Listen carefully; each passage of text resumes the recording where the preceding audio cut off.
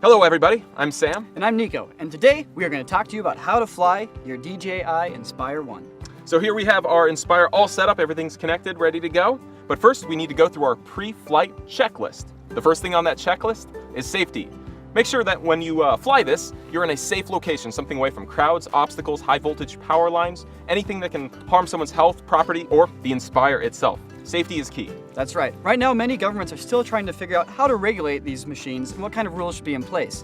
But currently, most pilots and enthusiasts have a good reputation in their community. So do your part to uphold that reputation.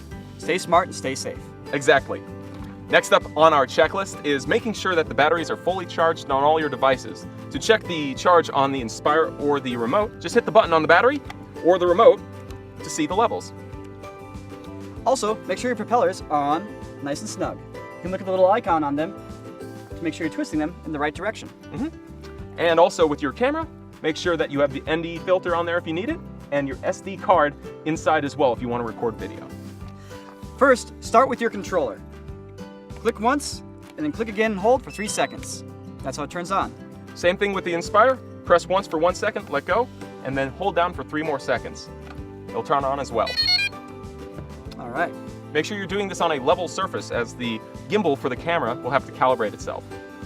When turning on the Inspire, you'll want to wait for it to connect to at least 6 GPS satellites before taking off.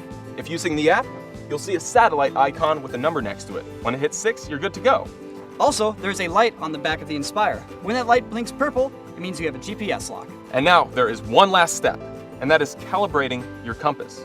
Inside each Inspire is a very sensitive compass, and depending on the location you're flying it, you'll need to recalibrate it each time. It's very sensitive to electromagnetic interference. So to calibrate your compass, all you need to do is open your DJI Pilot app, hit the Mode button, hit the Calibrate Compass button, and then hit Start.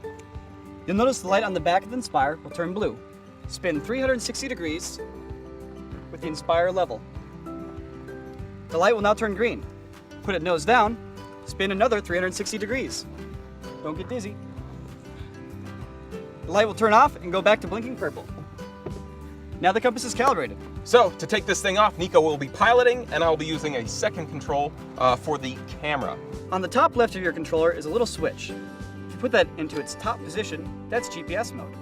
If you put it in the middle or bottom position, that's attitude mode. What is the difference between GPS and attitude mode? Well, in GPS mode, the Inspire is constantly getting a GPS coordinate from all the satellites in the skies, and basically it's keeping it steady in the air. It's keeping it locked into that position.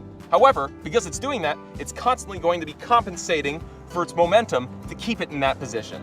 Now, when in attitude mode, it will no longer be locking onto GPS satellites for the positioning. Therefore, if there's wind pushing it in a direction, it will drift, or if you're flying it and let go of the controls, it will continue with that momentum across. There's pros and cons to each, and usually the pros of attitude mode is you get a slightly smoother flight, since it's not always compensating for its coordinates. However, GPS is safer, because if you let go of the controls, it will stop itself and lock in that position. All right, so make sure your Inspire is on a flat and level surface. In order to take off, you're gonna take your sticks, you're gonna move them to the bottom inside corners. Here we go. Let's do this. All right. In order to raise the landing gear, you want to hit the transformation switch up. The left stick on the controller will control the throttle up and down, and it will control the rotation moving side to side. The right joystick on the controller will control the forwards and backwards motion, as well as side to side. Let's bring it in. So, upon landing, you can lower the transformation switch to bring the landing gear down, or you can let the sensors underneath do the work for you, and they'll sense when the ground is coming close and lower them automatically. You can do this! Before you power it down, make sure you cut your shot if you are still rolling. You just simply push, pause, hold. So I hope you guys enjoyed this video on how to fly your Inspire. Once again, make sure you stay safe and stay smart. Find a beautiful open area to fly it in and get some fantastic shots. Enjoy.